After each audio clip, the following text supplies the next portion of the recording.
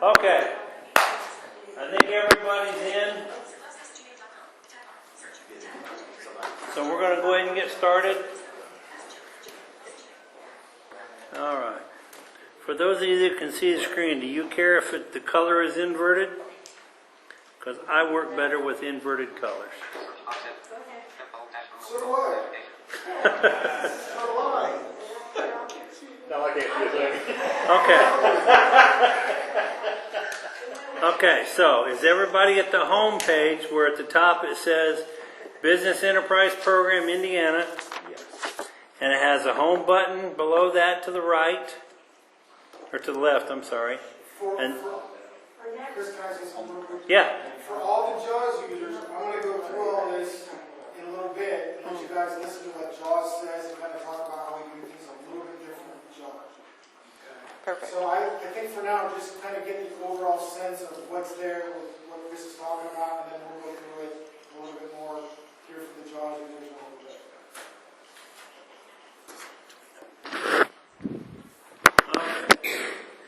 so from the home page, where it says Business Enterprise Program Indiana at the top, below that and to the left is a home button, and then below that there are 5 tabs. The 5 tabs are review document notices, which is basically what you saw on the home page of the old portal. Next to that is an update information, then a P&L report, monthly submissions, a monthly report upload, and links. Those are the tabs. So from the review document notices tab, when you're on that, below that there's a box that says review documents. There will be, right now it says insert instructions,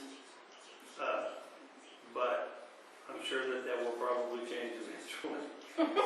When I get the instructions from Lockett, we'll put those in. So, If you'd like to contribute what you want it to say that would make sense, email Lockett. right. So below that there's a drop-down menu. It says review documents, and then below that the drop-down menu starts with none.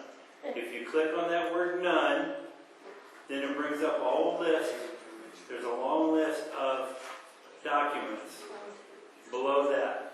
So if I click on Zoe's last day with BEP, then it brings that up in the little edit box. Then we go all the way over to the right, and there's a next button. We click that next button. And that brings up a small picture of the document. If I click on that document, then it opens the document up, and you can read the document. Above the document, there's a download button, which downloads it to your computer. And if I click that, you'll see a little dot go across my screen eventually. It goes boop, and it puts it in my download folder. So, next to the download button is a view file details, which honestly, you probably won't use very much. That just opens it up, right? That actually tells you when Lockett uploaded it. It's other information. Right, It's the details about the document. When it was uploaded and how many people have shared it. And Yep. Different versions. versions and all those kind of things. Not something you guys will ever need. You need You the really content don't of the document. But it's there. So once you're done with that document, whether you've downloaded it or clicked the view file details, if you hit the home button, which is to the left and above the drop-down menu, then it takes you right back to that drop-down menu. So when Lockett posts a bid letter, for instance, that's where it's going to be, under that review documents. You'll hit that drop that list down, and the latest one that he puts in will be at the top. See, I do too. I got one out too. Just kicked me out, kicked you out too. I got kicked out too. Everybody likes that These are kicked just out. these were Yeah. But you can get back in. Yeah. I got that. Okay. should always be at the top. There is, yeah. If you don't do anything to it, maybe Any questions about reviewing it documents? locks you out in the middle using it. Yeah. Well, you know, I mean, you got to be actually And I- typing and. The time is shorter. Everybody in here, I assume, is on the public Wi-Fi. Yes. You're on an unsecured network. And so the time is even shorter on an unsecured network. If you are on your network at your office or your facility that you've secured, or in your home where you've got a secured network, the time is much longer. But because you're on an unsecured network, we don't want somebody hacking into your iPad. And so that's for your benefit, not just the systems. So if you don't do anything for a while, they will kick you out. Do you know about what the time limit is? I mean, is it 15 minutes, 20 minutes? It's less. It's Less? like, yes. On an unsecured network, I think it's 2. I think, Oh, wow. I think it's. But it's for your security as well as ours. I'm thinking of being at home. On, you know. Yeah, at on home your it should be secure closer to network, I 15. think it's like 5 or 6 minutes. And we've talked about making that longer, but there's not much we can do about that because this is a state-operated system and there's HIPAA information in the overall system, so we really don't have any control over how long it's going to let you sit idle before it kicks you out. Makes sense. Yeah. So, okay, the next tab over says update information. When you click that, it brings you to a list of things. It's above the list, it says BEP Community Portal Manager menu. And it asks you to select your update choice option. There's a checkbox next to each one. There's a review manager information, update manager address information, update manager offsite storage info. That's pretty self-explanatory. If you have an offsite storage unit, like say at Extra Space Storage, then that's where you put that in. Continuity of operations contact, that is, in case of emergency, who is the SLA going to call that has access to ordering and making decisions and writing checks and those kind of things to keep your company operating if something happens to you. For instance, when I had my heart attack 10 years ago, they automatically had to go to Marina because Marina knew how to operate my company and my wife had access to the checking account. That's what that's for, because we have had situations where somebody just dropped off the map because they had a medical condition and we had no idea who was in charge of their business and how to get their business taken care of while they were incapacitated. Speak up. Can I say something real quick? Yeah. It is, and I know 90% of you are seasoned vendors and know this, but it is very important to have somebody else on your business checking account where your operation can be ran if you are capacitated. Yep. Chris, may I make a comment? Yep. Just quick, real quick. Just to make sure, you need to keep it updated because if something happens to you and we can't communicate with you, the employees can't be paid, things can't be ordered, then the state would have to take that location immediately in order to keep the customer service going. And the only rule we have now is to install a temporary operator for 6 months. So now the operator who takes over can waive that, but we don't have rules to do this, so it's important to keep that up to date because if we take it, we're going to have some issues with how long we're going to hold it. You may go down and be not able to do the job for 2 weeks, and you back up, you get rushed emergency, for 2 weeks or something, you come out of it in 3 weeks and be saying, well, hopefully the manager will waive the right to let you go back and take over your location. But there's a lot of things that have to happen if you can't run your business. And we think you got to be in charge to make sure the business continues, because you would want that as well. You can't close the door, so it's important not only to fill that information out, but keep it up to date because we need a plan B, so to speak. Can you have more than one person? Yeah, it asks for primary and secondary. Okay, gotcha. It does ask for a primary and a secondary. Okay. It allows a secondary, doesn't require one. Right, it's not Primary required for is secondary. In the primary, it shouldn't be me. No, It should No. be like my brother or my wife. that's the Yes. first person we don't contact if something happens to you. Oh. And then if we can't come in contact with them, or it's not accurate, or change the phone number, we go into the secondary. Secondary don't work when it comes to the state. You're one of. And there's also a different emergency contact for your if we need to contact somebody to help you, not your business. And he'll go over that in a minute. So they're separate functions. Continuity of business, keep the business going. Emergency contact is something happens to Todd, I called up. Something happens to Todd, you need to get here. So God forbid that happen, Right. Which is the very next thing, is to create new emergency contact. That's who do we call if you fall out and need medical help, or who do we let know if something has happened to you? It's not about your business, it's about your personal. So that's to create new emergency contact. That is who do you want us to call if something happens to you. The next one is update emergency contact information, because it's important to keep that emergency contact information updated. And Lockett can clarify this, but if I'm not mistaken, if you haven't updated it in, 6 months, when you log into the portal, it's going to ask you to do that. Is that correct still? That's our game plan. We're not sure. That's the game plan. We haven't turned it on yet.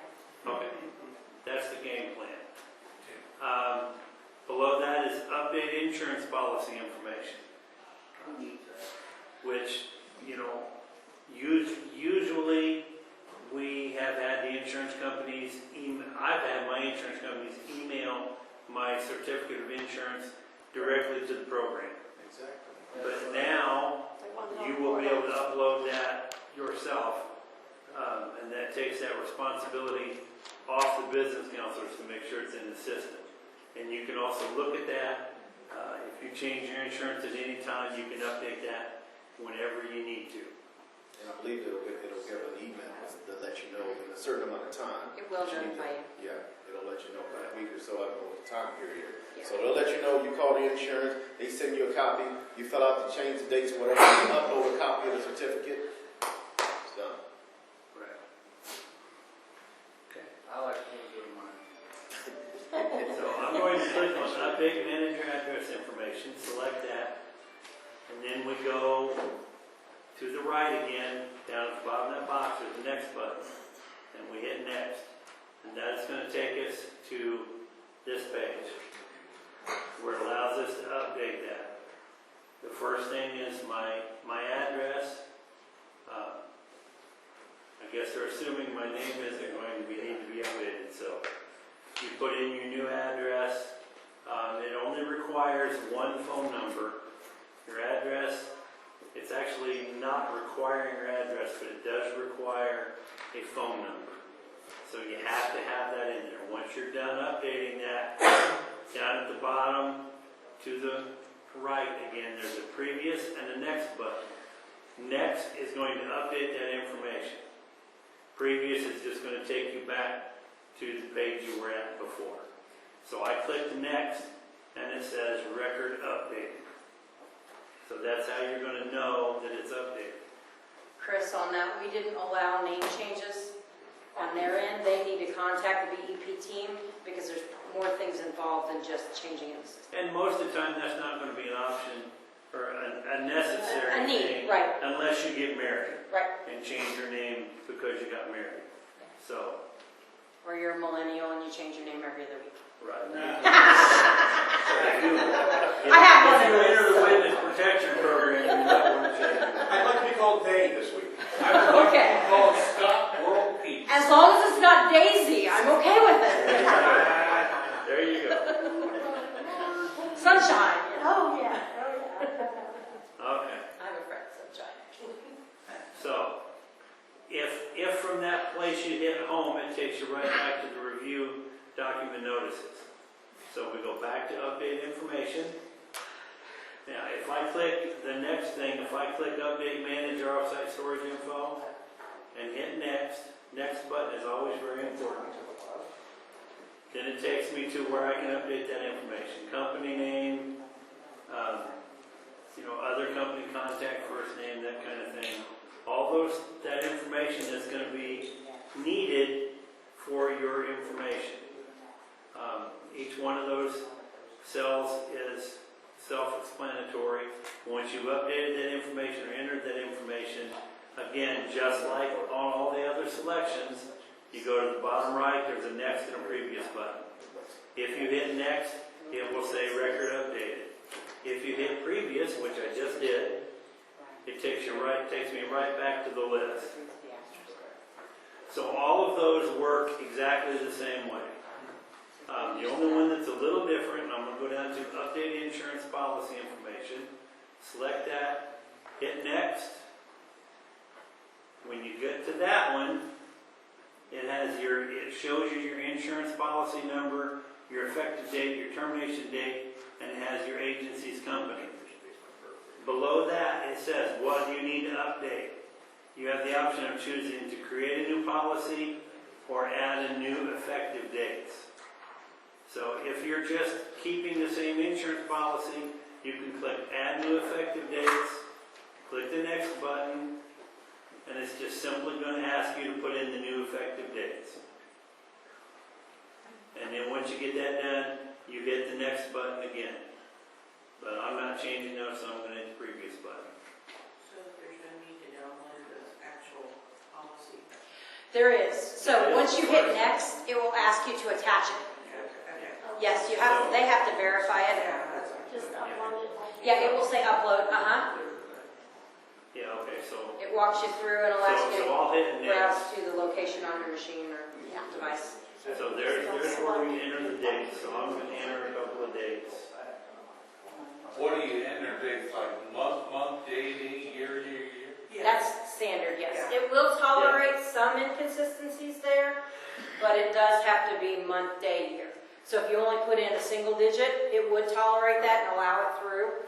If you put in 35 for a month, it's not going to. Right, so I'm putting in as the new termination date, European format.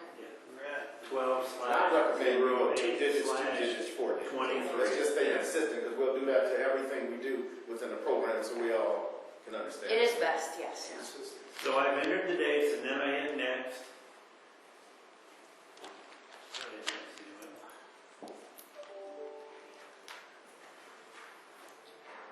Oh, I know why. I had the wrong number.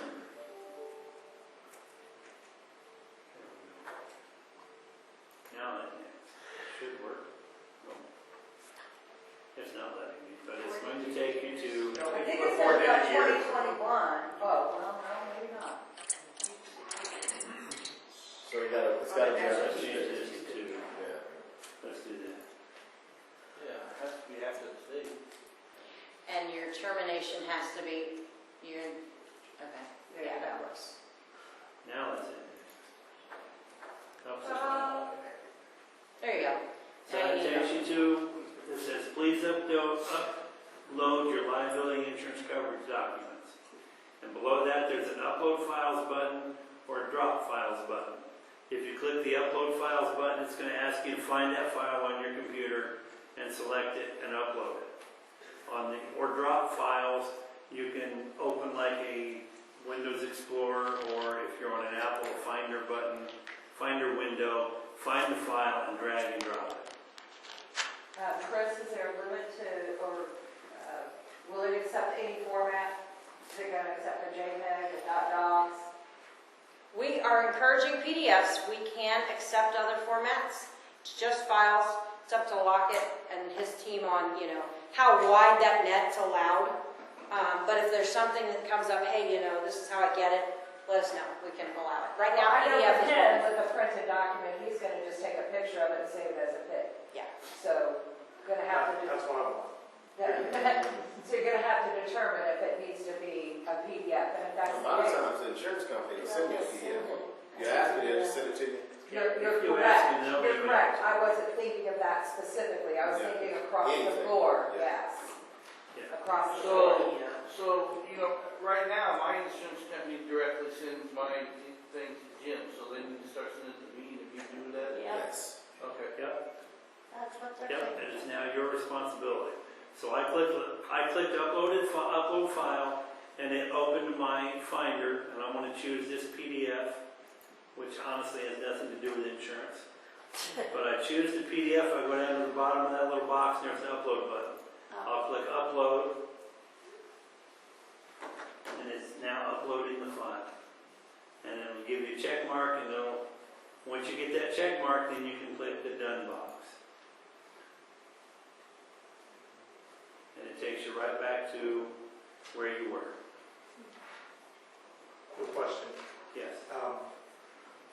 Using the iPad to do this upload thing, when you were saying in the beginning, we're gonna have to turn our cookies off and that other thing to do that? Or is that just for uploading the information into the system?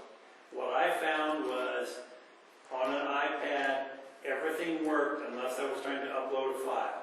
Okay. When I clicked upload a file, it said that I had to disable blocking of third-party cookies.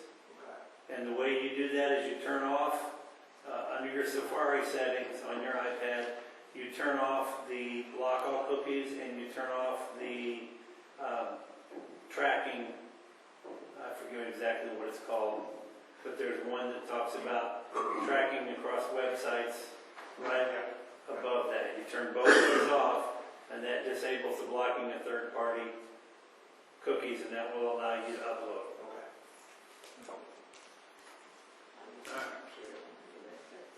So the next tab is P&L report. So when we click that, it's going to take us to a window that's going to ask us for a fiscal year. So I'm going to choose 2022. And it's going to ask you for a site. Below that, it's going to have a drop-down menu for a site. And you have to pick a site. You have to pick a site. Mine currently just says all. I'm assuming that eventually you will be able to pick, if you have 3 sites, you'll be able to pick which site. Okay.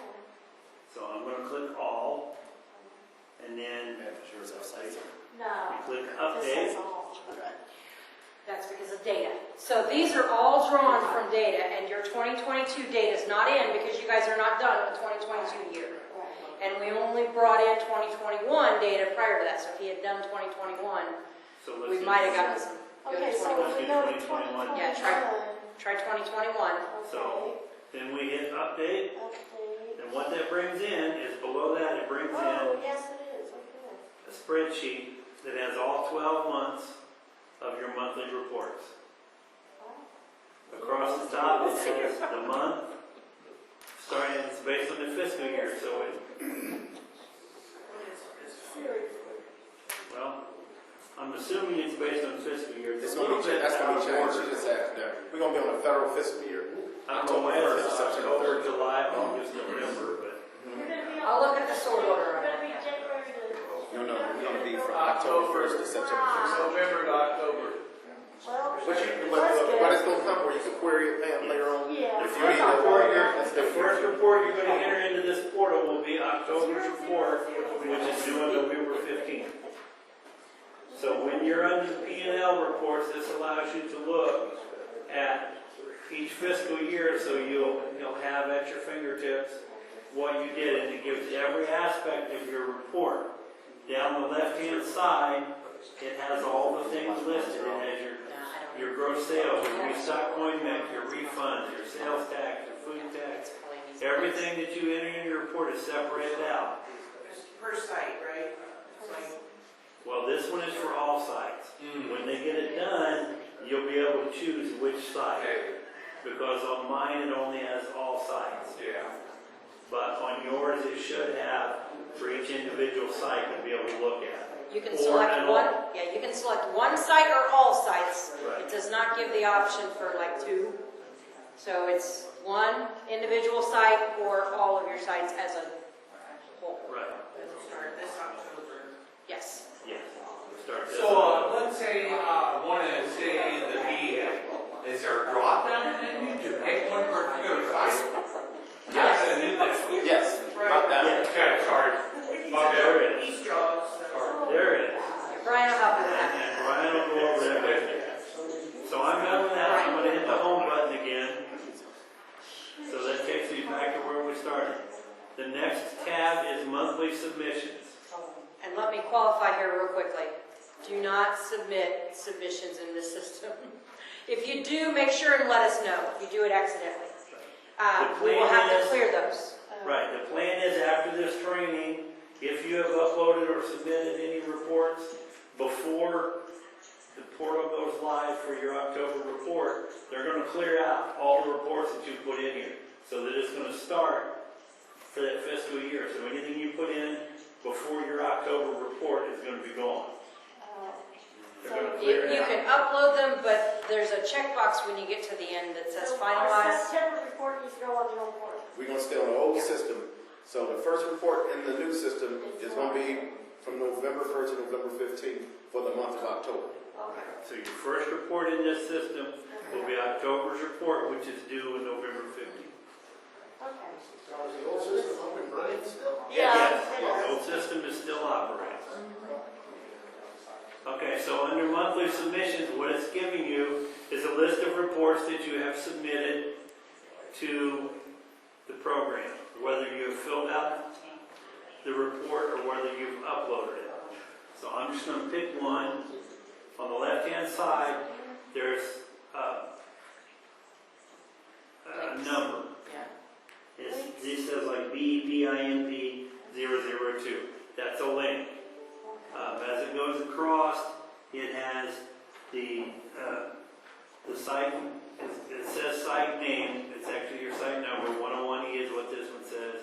It has a vendor number, calendar year, month number, and created date. And then there's a checkbox that says finalized. So we'll get to the finalized checkbox in a minute. What are you on? What, Pam? What are you on? Are you on Monthly submission. links? Monthly submissions. Oh, okay, The monthly. tab at the top that says monthly submissions. submissions. I was on links. Can I go back to the P&L thing? Because when I'm looking at that, it's reading the column header, but not the row. That is correct. So- It does not read them, so we'll have to talk about getting JAWS to do that. Well, not just JAWS, but voiceover as well. Because it doesn't do me any good to hear 17,000 if I don't know what that 17,000 is. I don't know that we'll be able to do that with voiceover. Why? I don't know how to tell voiceover to read column and row headers that are not specifically marked as column and row headers. But they should be marked as that, right? They're just not. The column headers are marked, the row headers are not. That's why I tell JAWS to read it for us. We have to when I they can look into that. Yeah. I'll make a note. Because you understand what I'm saying about Yes. how it's going to be useless information. It is. With JAWS, we can tell it to do table titles, Yeah. and we can fill with that. Well, here, we can figure that out. All right, so we'll look into that. Yeah. Okay, so But I have no- back to monthly submissions. I'm going to click on that link that's under the column BEP monthly reporting imported. I'm going to click on this link, and it's going to take me to a page that is that report. At the top of the page, it says BEP monthly report imported, and it has the number of the link that you clicked on. Below that, it has the adjusted gross sales, it has the net sales next to that, and record type, which is blank.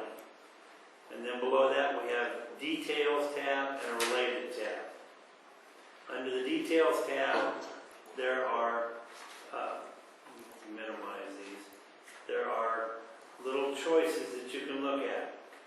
And there's a summary information, report information, income, expenses, and commissions. So if we expand the summary information, what that is those are check boxes.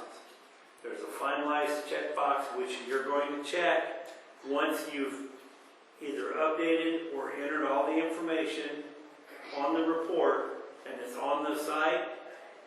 You should go through and make sure all those numbers are there and all those numbers are correct. The report is not considered submitted and turned in until you have clicked that finalize button. And that finalize button will not allow you to click it unless every place in the report that has to have a number in it has a number. You cannot have blank spaces in your report. Okay, I got a If question. there's nothing to report in that space, put a 0. I got a question. Are we gonna be able to use Excel and upload our Excel report instead of? Yes. Oh, thank God. But you will still have to come back here and finalize it. Uploading it does not finalize it. You still have to look it over and finalize it. Until you've clicked that finalized button, the state is not going to consider that report submitted. So you could upload your report and fill out all the information on the 13th of the month, But if you don't finalize it till the 18th of the month, it's going to be considered late. So you have to finalize that. Well, just like we Beyond used to have to upload. hit submission, submit. Do what?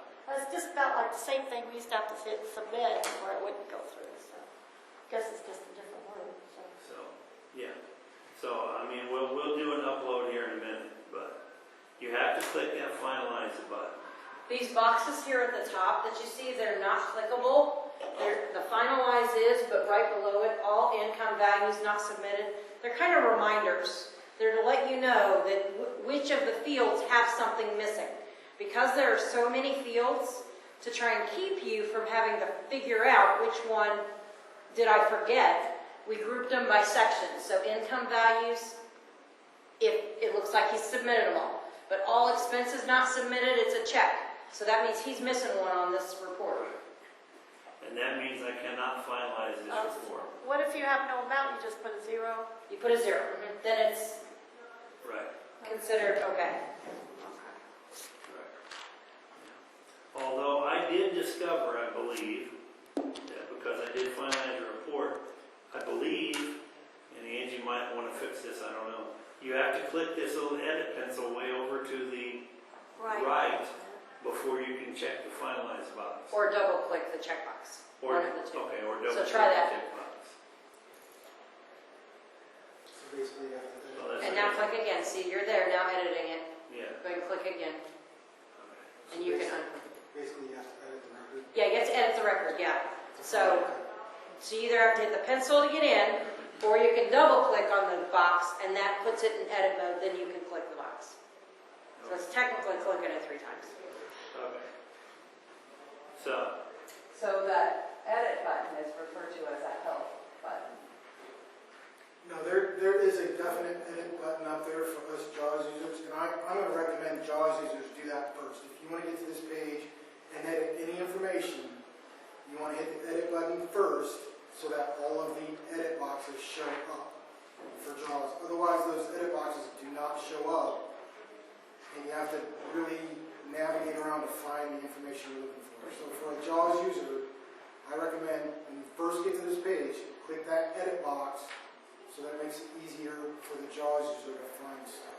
Are you trying to say that when you click the edit button, it's telling you help? Yeah, it's got a pop-up window here that says to edit, but when I take your earbud out. Okay, you're not on the same screen. I know, but you're not on the same screen. You have gotten... Oh, you don't have any reports. He's saying once you're in, that you can't do that. It won't allow you to do that. So it's trying to tell you you need help because you don't have the rights. The pencil is on the record. You are on the list. You are trying to edit the list, and I don't allow you to do that. I give you a specific, here's what you can see.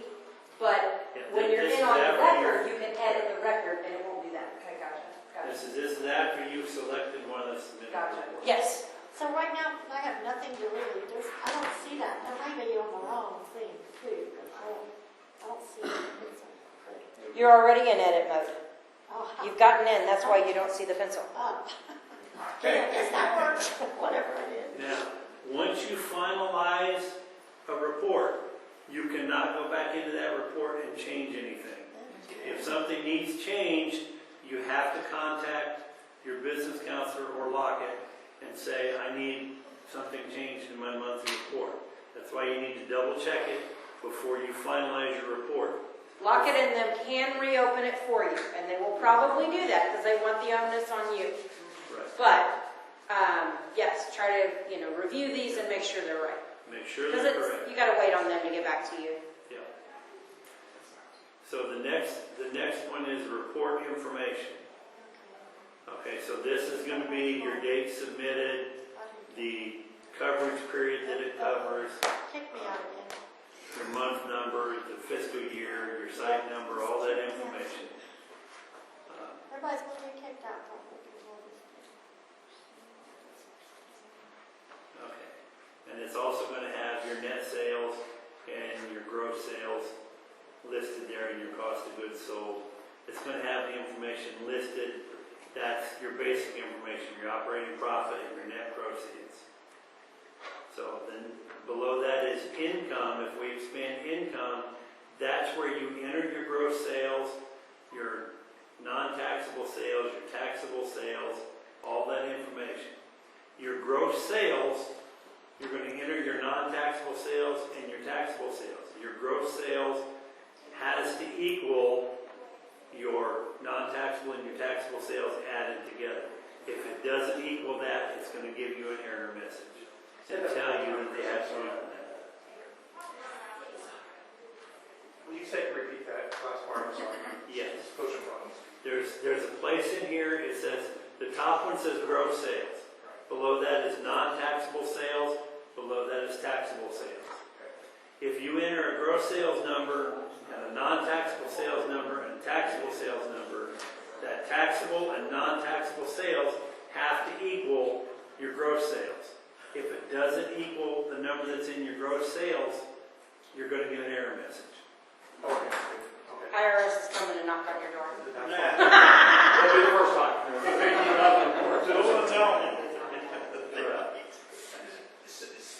So the non-taxable sales is kind of the stuff that we went through a couple of years ago about the C-store, Yes. vending machines and stuff like that. Yep. Thank goodness. Yep. I'm so glad that's being there. Yep. It's a square that gives you a deal.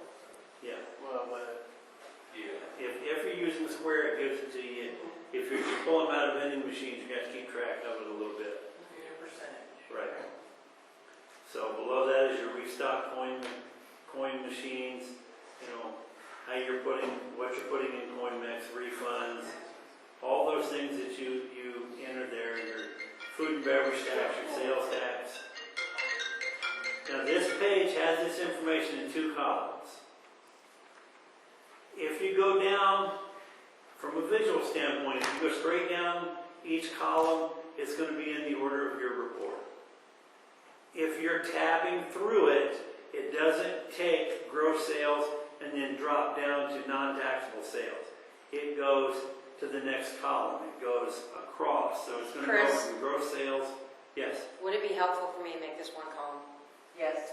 Yes, it would. I will make that one. Especially for JAWS users. Yep, that can be done. Okay. So she's going to make this one column. What are you making? It's going to be tolerable. So what happens is JAWS does not follow visually how it appears on the screen. right. So having it in that format means that the JAWS users, if they just want to use tab and get around, it jumps around. It doesn't Right. follow. It goes from gross sales to from gross sales to credit card sales to non-taxable sales to beginning inventory. It jumps from column to column. So they're going to change this to be one column. So as you tab through it, it should be a lot better. I mean, even visually, you can enter the information and hit tab, and it jumps. So they'll make it one column. That'll make it easier. Sure. Thank you, Angie. Appreciate that. And below that is your expenses. We expand your expenses. They work the same way. You have your accounting expense, your advertising expense, all the things that you're used to in your expenses. So, the what? Is this one going to be one column too? It's the same page. Yeah, it'll all be one column. It's just a different grouping. Yeah, see, it's just, see where it says expenses, I can shrink that down. Say for instance, So she took it. So this will all be one column. Again, if you don't have anything in that place, you have to enter a 0. It will not accept a report with blank spaces. Yeah, I'm sure we won't have that. Okay? So I'll take a note to get. And then commissions, that's going to Would it be, easier if it just automatically had the 0? Is that possible? What default?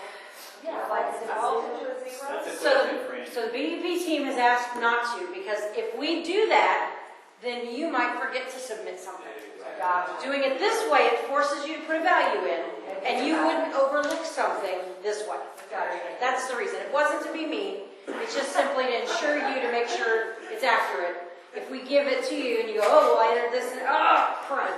and now they have to unlock it so you can edit it, and it comes this back and forth. We want you Just to kinda be as slows you down a little bit. responsible as possible. And we also, when we You build are this system, responsible But for the correct If information. you already use the file upload, you're gonna have a template anyway. You're gonna put zeros in default anyway, and you're gonna go ahead and edit the fields you want. Right. So it will not be a problem.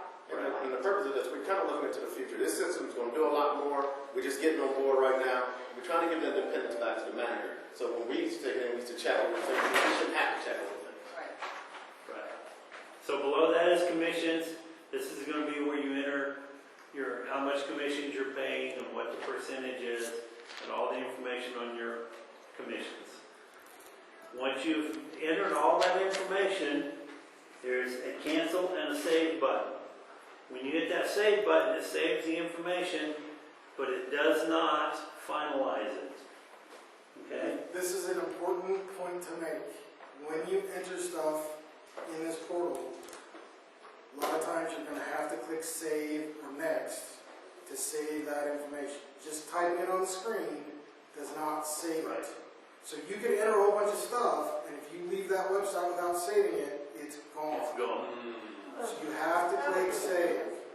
It's very, very important to click save. The majority of you aren't gonna use the form. No. The majority of everybody's using Excel. The majority of you is going to use the template. And Well, for even if Josh- you use a template, you still have to hit save, right? Well, Well, You yeah, can have autosave turned on. yeah. I mean, you got to see your document there as well, yeah. I didn't know. right. There is But autosave. even if you're using the template, if you have an empty spot in your template, it will still upload, but you will not be able to finalize it until you put something in that empty spot. Right. Well, I think the other difference is if you got the template and you upload it, don't push save, you just lost the upload. Right. If you fill it all in and don't push save, you lost everything you typed in. Right. Right. And if you don't have it completed, if you'll notice, when I hit save, it brought up an error window that says review the following errors. All fields require a value before finalizing. Okay. So it will give you that error. Because there are some empty pages here, some empty slots here. So you have to have a value in every spot. Okay? Alright.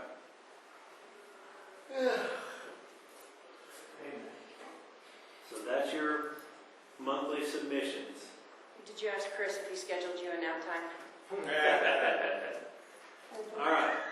The next tab is your monthly report upload. When I click on that, it simply takes me to a thing that says monthly report upload, and there's a button that says upload profit and loss, and then below that it says simple import, which is like a brand name of the app you're using to upload a report. So when once I you went there, it said, the visual pace session. thing. Oh, shoot, this. No, it doesn't show me an upload. You're okay. I'm So okay. we will have to, now that you've gotten in, I have to now go turn all of you on to use that tool. Okay. So we had to pay per license, and until you'd logged in, I couldn't do that. So Gotcha. today I will do that, and yours will look just like that. Okay. Okay. So we'll have that upload button. Once you click that upload button, it'll open a separate little window. It looks like this. It says manage import. And Looks like you don't have permission or something, Rick. actually it's giving me a warning about the third-party cookies, which I don't have. I didn't have that blocked, but I'll figure that out. But if you have to allow third-party cookies, and there will be a button there that says either upload file or drag and drop. So you click the upload file, it'll take you to your Explorer or your Finder window, just like it did when I was uploading for the insurance policy. You pick the file, you click upload, and it'll take you through a little process. And it'll tell you when it's done. And at the end, it's either going to say failed and give you an error, or it will say that you're done and it was successfully uploaded. And then you click the done button at the bottom, or if you want to submit more than one report, you can click the start start again button at the top right. And then that will add that. Once you've submitted those, once you've uploaded those, you can go back to the monthly submissions page and find that report. And then double check it and be able to finalize it from the monthly submissions page.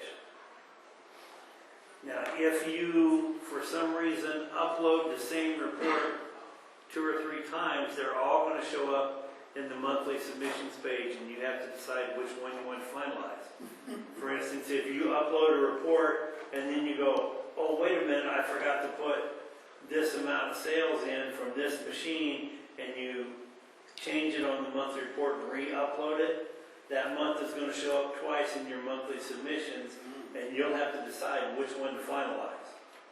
And the one you finalize will be the one that's counted. What happens to the other one, Chris? I believe, what are we communicating about? I would recommend you deleting that out of there. That's what I was gonna ask, will you be able to delete the one that you don't want? Right, Angie? Sorry. So if they upload a report, they realize that they should have put some different information, but they didn't finalize it. So they upload a second report, and that's the one that they choose that they want that one. We want to delete the other one, right? You can. Yeah. And so when you get to your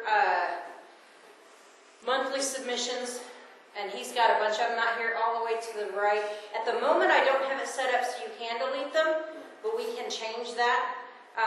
These are your records.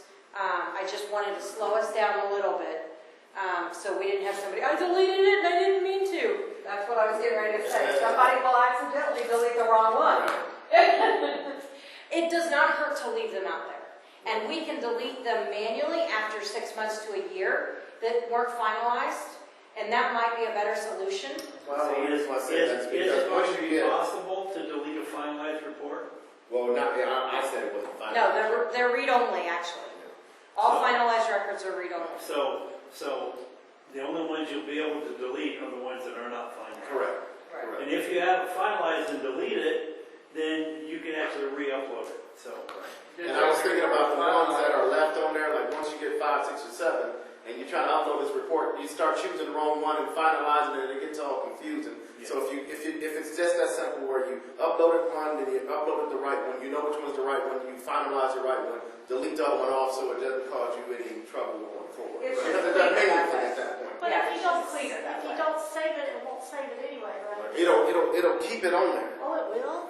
Unless you take it off, it'll stay until you do something with it. But that wouldn't be the one that you finalize to upload. Right. It'll just be on this You always list. want to the way I see it is you want to finalize the report before you go back and try to delete, because it will not let you delete the finalized report. The save button, Pam, doesn't take it out of the list. It just saves any changes that you have made to it if you're editing it. I think it creates different records. You upload one, he said that's not the right one. So I'm gonna upload another record. He said that's the one I'm gonna finalize and keep. But it keeps a list of the ones everyone that you uploaded, unless you take them off. Okay, good. I like that.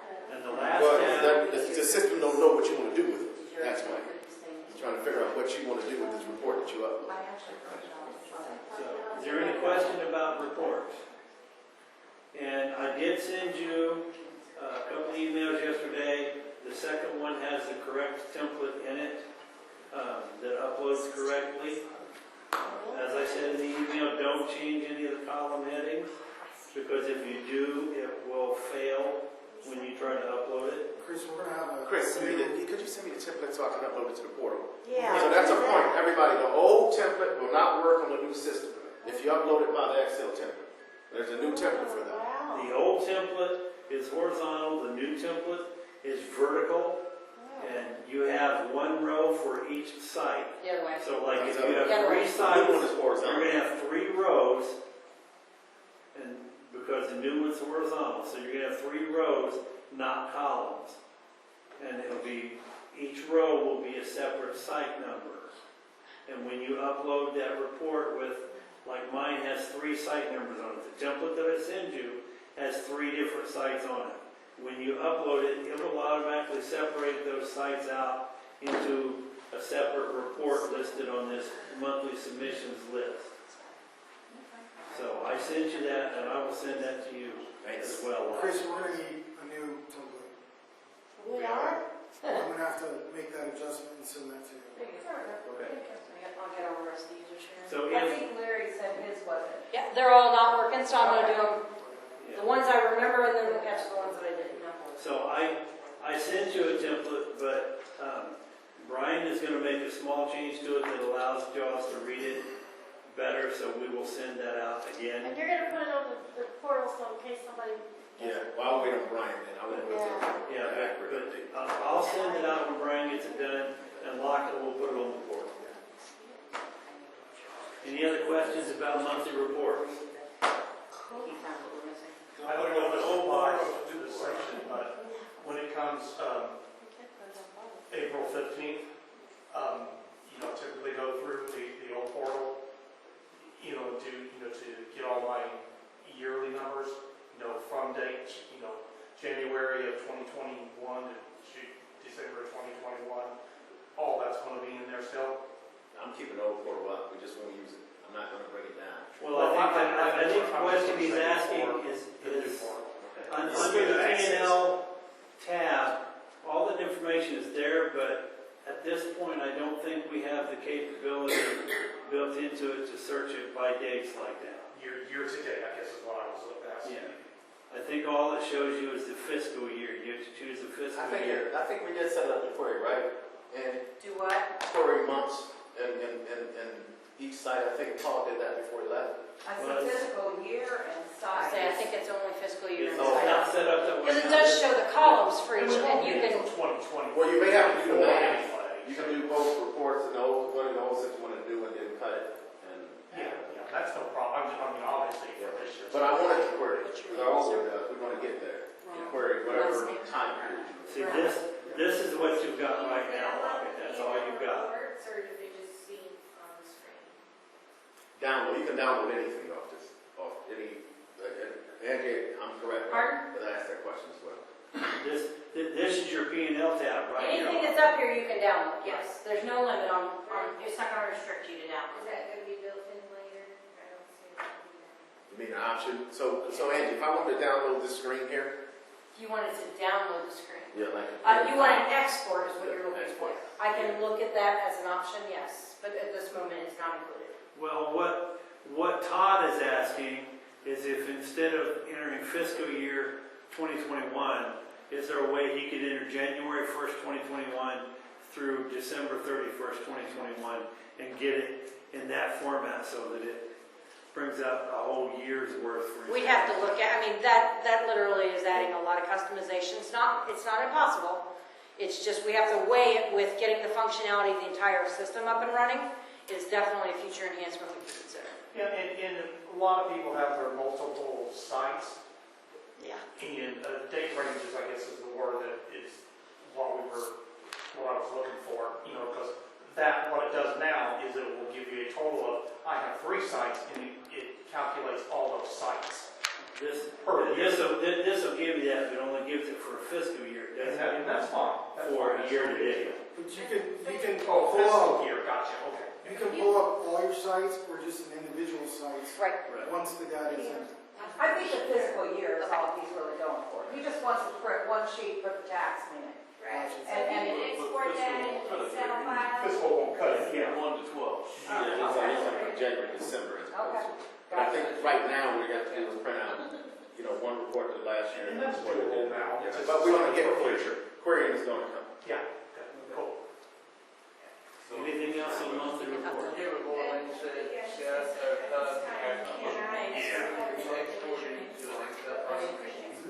You can export this into So Angie, we can't export this into an Excel file, right? Then they can cut and copy. At the moment, no. But, technically, yes. It is a web page, so you can highlight and copy the whole thing and paste it into Excel. that. One thing that's Because then you can do what you need to do, Todd. If you took it to an Excel, you can cut whatever you want and put it together. You can do 2 of them and copy on Excel and then extract the information for the query and it'll add the numbers up for you. Yeah. It sounds like you're saying you have to just copy all the numbers and copy onto Excel. I hope that works out and it jumbles right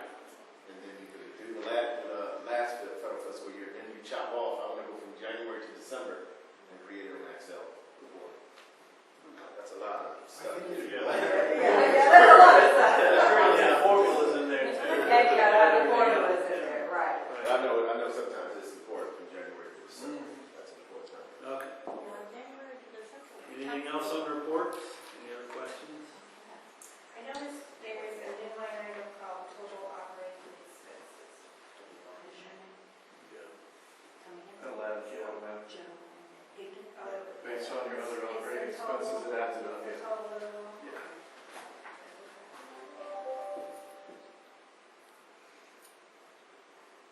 So far, is it easy, hard, is it reasonable? I mean, this is just the beginning. It's going to do a lot of other things. Our old portal couldn't do no more than what it could show. I mean, it was like 15, 20 years old. So this one, you know, working with Angie and Salesforce, it's unlimited. The old portal, we are the only people using the old portal, and the state has finally decided it's time that it go away. So, Not like the old days of the triplicates. okay, so the Right, last, that's the carbon When copy. you did the paper, that makes it good. Carbon copy. I don't know. I'm So the just last saying, tab see it is all with links. Jaws, that's what I want to see. You want to see what? I want to see this with Jaws. Oh, yeah.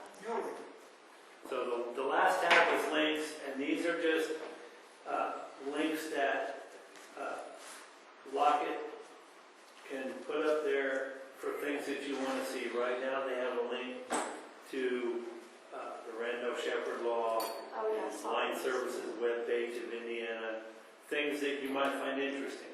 For instance, if they made a YouTube file of this training, they could put that up in this area as a link that you could click to it, and it would take you to YouTube so you could listen to this training or whatever. You know, if they have a Zoom meeting that they record, they can put a link up to it here so that you can go to it and watch the recording. We're going to have our own YouTube channel. I mean, that our program participants will be the only one that has access to. But you'll listen to the committee meetings and things like that to it, which will come in as a link as opposed to a message. So that's what. And I put some links on there. I think, and if we have some others, we can add. But these are something like the rules, the promulgated rule, the 12-5 rule, the federal Randolph-Sheppard, the things that you may need more often, not every day, but it's there forever. So, or at least the system abuse. And When did you say you were shutting the old system off? I'm gonna keep it on. It's just you won't be submitting reports to it. Okay. So I'll probably keep it on for about a year. Okay. I feel comfortable, or as long as they allow me. The pressure really was our asset capabilities for our barcode scanner is what they're not going to support after December 31st. you would be amazed what the SLA can do on the other side of this that you can't see.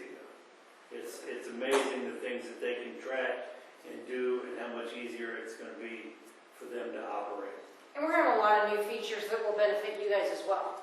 Currently, and these are all in the future, but we're already talking about being able to submit requests for your continuing education here, rather than having to do it on a form, mail it to somebody. You can see the status of it. We're talking about adding in requests for leave so that they can keep track of your seniority time. We're looking at, the ability to chatter, so communicate back and forth between the business units as well on this system. So we've got a lot of things in the future that we're definitely wanting to get to you, and I think would improve your ability to do this wonderful opportunity. Truly looking at making it a one-stop shop. Something would be nice, and I'm sure we've already thought about it a lot, is being able to pay our commissions online. We're talking about that now. So first we have to track them, Yeah. which we're there, and then, then what do we have to do? Because there will be some additional costs to do that, to pass that money through electronically, but definitely, it is an option. And maybe getting a link in there to get us to in time to pay our taxes, or at least file our taxes. What I did was, or what we did was, we tried to figure out, first of all, everything we do and everything we're going to need to do in the future. How can we figure out? There in some cases we just can't do it through the system, but in most, I'd say from our communications, 80 or 90% of it we can. We just got to figure out how to do it. Some of it is easy, some of it is difficult. Paying efficiency can be difficult because you got a room full of people, and that always goes slow. But a lot of the other things, even doing inspections, we want to run it through the system. You can sign it through the system. You can save it through the system. You can send messages or to-do lists through the system. You can respond to them through the system. So everything, we're trying to look at doing just about everything we're doing. So all you have to do is be engaged. Oh, yeah, pretty much. Of course, we're still talking. Okay. Not not to cut everybody short, but it's about 5 after 11. So I'm going to turn this over to Brian. Actually, I need a bathroom break. Okay, so Brian's going to take, why don't we take a 5 or 10 minute break, and then when you come back, Brian's going to run through the jaws. Anybody in the back row that I haven't talked to, come see me before you head out. Yeah. So I noticed under the profile, it has time listed as 5 Boston 631. Do you have a guess why, where it Identification number that assigned to a license manager. Okay. License manager, take it out. All right. Oh, no, it's already in the system. Thank you so much. Are you with somebody? You're not back here?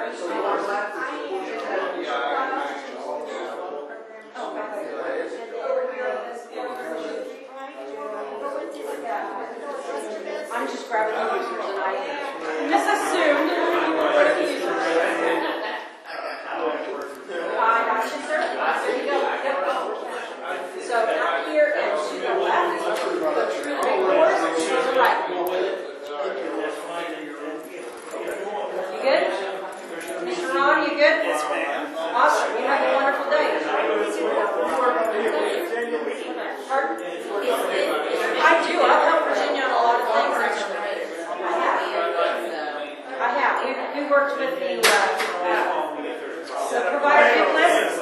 Yes, and I've worked with the payrolls, and I've done it all. I'm over with the DFR group as well. I built a system for them about 6 years ago that helped them manage their disability tools for EMR and Medicaid. And so they've got that system up and running. It's questions off of that. I've got Kansas OTP, Medicaid planning policy. I've got 7 projects. I need a team. Yep, awesome. She's been a blessing to work with. Just absolutely phenomenal. Advocate for technology.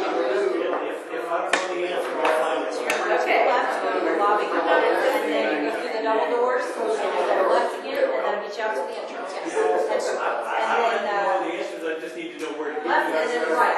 All I need to do is, see, I don't know what to do with the order. You call me, I'll figure it out. Yes, that's correct. There you go. Not a problem, have a good There one. you go. We'll see you. Thanks for coming. Absolutely, thank you.